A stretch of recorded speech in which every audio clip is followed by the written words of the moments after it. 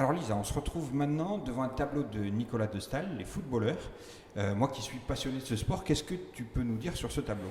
Bastien, tu vas être un peu déçu parce que si Nicolas de Staël a représenté des footballeurs, ce n'est pas pour son amour du sport, mais c'est plutôt pour des raisons esthétiques. En fait, il a été voir le premier match de football international en nocturne et il a été vraiment bouleversé par cette soirée.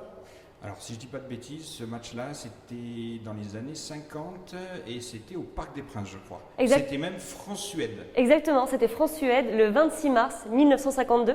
On est ici pour parler de la nuit des musées et c'est vraiment une nuit, une soirée qui a bouleversé l'artiste. Il était vraiment subjugué par les faisceaux de lumière qui se projetaient sur les joueurs, sur le terrain. Ça a vraiment bouleversé sa perception de la lumière et c'est pour ça qu'on a des silhouettes, ce ne sont pas vraiment des corps réalistes mais plutôt des silhouettes de footballeurs qui sont représentés grâce à des aplats de couleurs très épais. C'est pour ça qu'on ne reconnaît pas bien, en fait, qu'on ne distingue pas trop en fait, les joueurs sur le tableau. Et non, en fait, il s'est vraiment attardé à représenter le mouvement, le rythme, les formes. C'est pour ça qu'on a une telle épaisseur et surtout des tons très vifs qui se découpent sur un fond bleu, bien sûr, qui rappelle la nuit.